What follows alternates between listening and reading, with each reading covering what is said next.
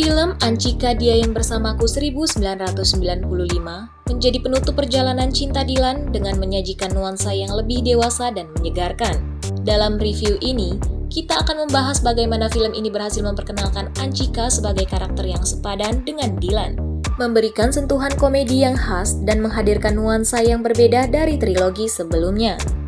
Dilan, yang diperankan oleh Arbani Yazis, hadir dalam wujud yang lebih kalem dan dewasa. Perubahan ini sejalan dengan perjalanan waktu dan kondisi politik tahun 1995 yang menjadi latar belakang cerita.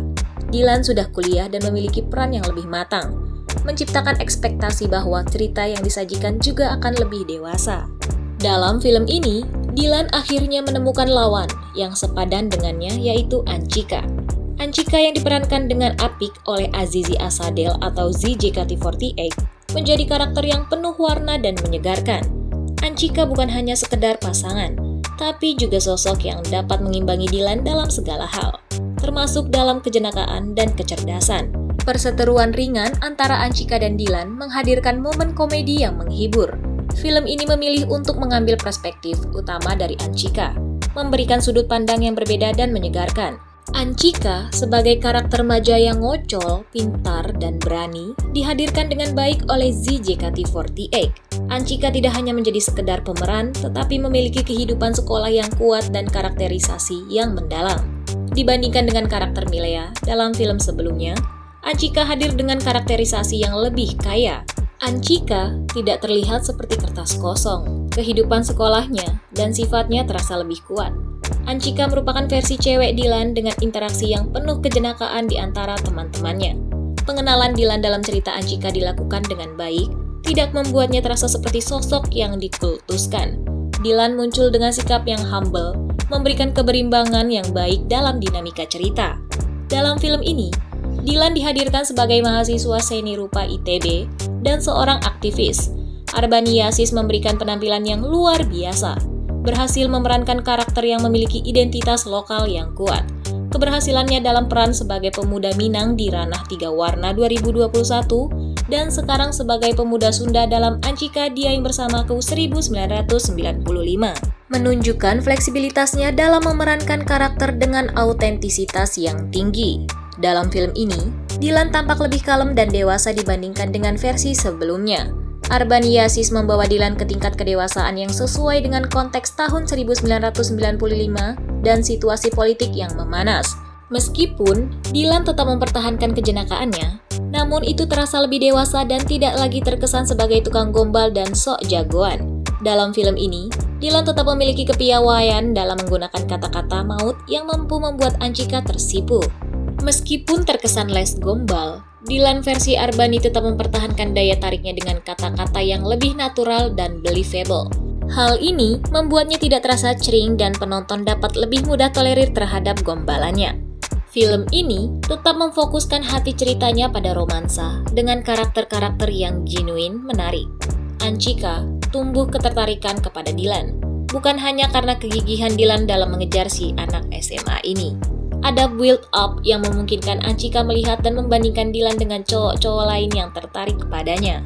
Masa lalu Dilan, terutama seputar geng motor, menjadi satu konflik dalam hubungan dengan Anchika. Anchika tidak ingin memperbaiki Dilan seperti yang dilakukan Milea, melainkan khawatir bahwa Dilan akan kembali ke masa lalunya yang berpotensi berbahaya. Kedewasaan Dilan dan perjuangannya dalam aktivisme memberikan dimensi yang lebih kompleks pada karakter ini. Anchika, dalam perannya yang dibawakan dengan apik oleh ZJKT48, memiliki keinsecurean yang berasal dari masa lalu Dilan.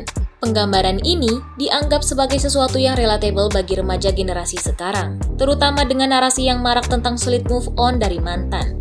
Anchika dan Dilan mengajarkan bahwa meskipun masa lalu tetap menjadi bagian dari diri seseorang, ini tidak harus menjadi alasan untuk kembali ke masa lalu. Pembelajaran dari masa lalu seharusnya menjadi landasan untuk memperbaiki diri. Film ini memiliki modal untuk menggarap tema yang lebih berbobot, terutama ketika memandang persoalan seperti penangkapan aktivis dari perspektif anak sekolah. Melihat bagaimana mereka yang berjuang ke depan terhalang oleh jebakan masa lalu dapat menjadi sudut pandang yang menarik.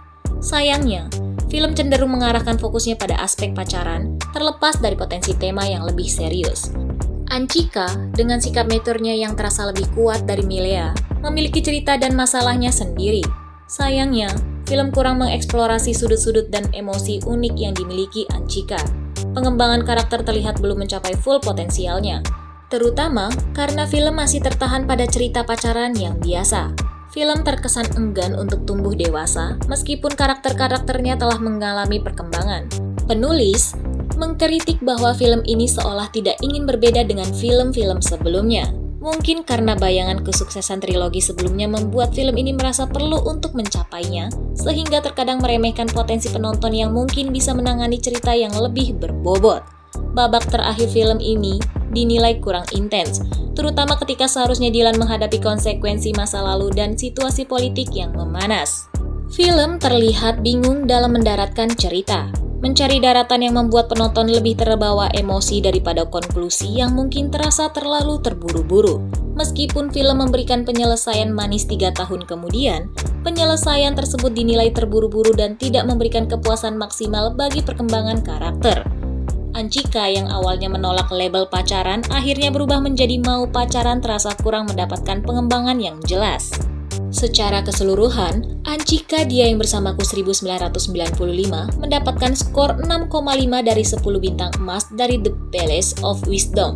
Film ini diakui memiliki potensi lebih besar dari trilogi sebelumnya. Namun, kekurangan kesiapan untuk tumbuh dewasa dan kurangnya pengembangan karakter membatasi capaian penuh film ini.